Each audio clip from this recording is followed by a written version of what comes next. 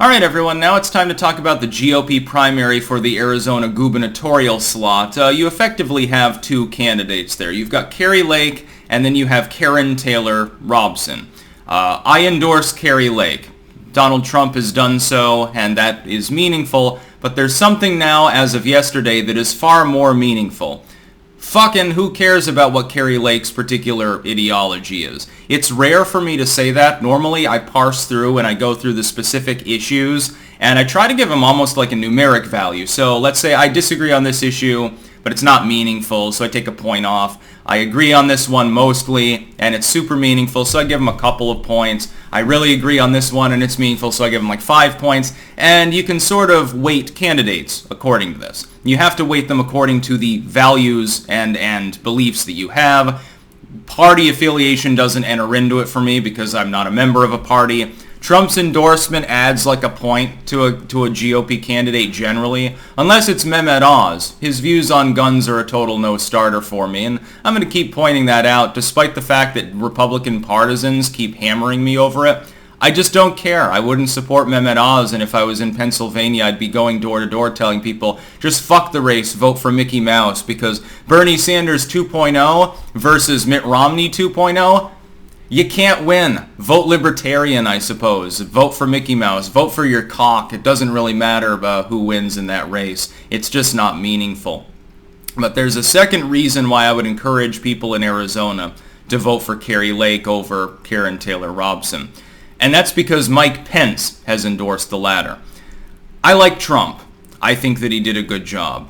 By and large. He wasn't perfect. He wasn't God Emperor. He was a mild reformer. There were some things that he did that irked me. There were certainly certain things that he tried to do that he failed on. By and large, it was a fairly good presidency. It was at least as good as first-term Reagan, the only decent president that we've had since that early 80s time period, and if he runs, I'll vote for him again in a heartbeat. Having another individual be part of the gubernatorial system that supports Trump would also be a great help. There's a reason why Pence showed up to endorse the underdog. Arizona is one of the first 4 starting states. Why the hell do you think that he weighed in at all? He's not weighing in on the average race in a later state. He's trying to set the stage to have people running the states that will support him and stump for him, and hopefully they do a good enough job so that he can be a viable primary challenger for Donald Trump. That's what Mike Pence wants. It looks like Nikki Haley is joining aboard too. DeSantis, it looks like, is leaning towards sitting it out. This, by the way, means Trump is effectively a shoo-in. And Nikki Haley, I can't imagine gaining much traction. There are some skeletons in the closet there with regards to foreign policy and potentially personal behavior. We'll weigh in on that later, depending on what happens over the subsequent couple of months. But much as I like Trump, and therefore I do give his endorsement some degree of clout, Mike Pence endorsing a person makes me take 1,000 fucking points off of them and makes me want to shove his shit in. At this point, this race is more about we must make Mike Pence lose than we must uphold the MAGA candidate. Mike Pence is one of the worst VPs that we've had. He's as evil as Dick Cheney, as goofy as Dan Quayle. He's nuts. The dude is clearly nuts. He's off his rocker.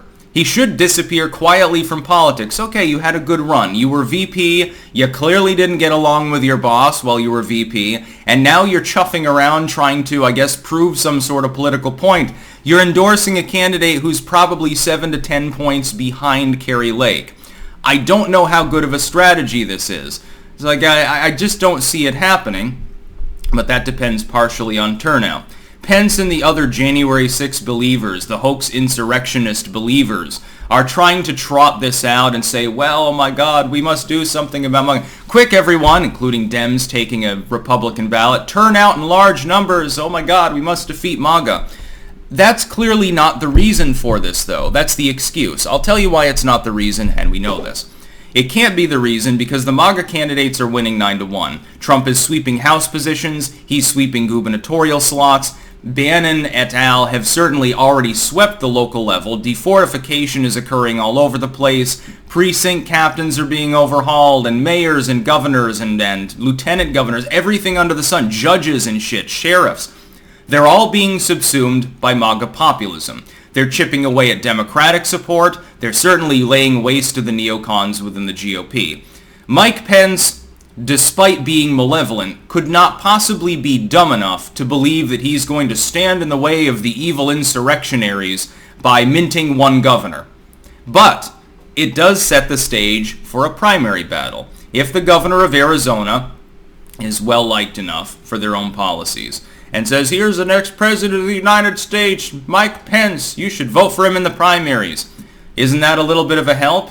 It doesn't mean that he wins the state. He probably would still lose, but he ends up walking away with some delegates. The whole point right now from the lame establishment, and Pence is definitely part of it, that was one of the worst hires Trump made, is simply to drag out a primary battle long enough to do damage to Trump and force him off the general campaign trail. They know that there's a 99% chance that he runs. He could announce tomorrow for all we know. They know that he's going to win, but they can embattle him. And so they're astroturfing DeSantis. They're trying to get Nikki Haley to throw her hat in the ring, launching her campaign effectively the other day as she launches ads and goes off to campaign rallies with, well, sometimes it takes a woman. And then doing the hardline thing, well, we're going to tear apart everything that Biden's doing. By the way, tee-hee, I happen to have boobs. That's the selling point. With DeSantis, it's not even clear that his hat is going to be thrown into the ring.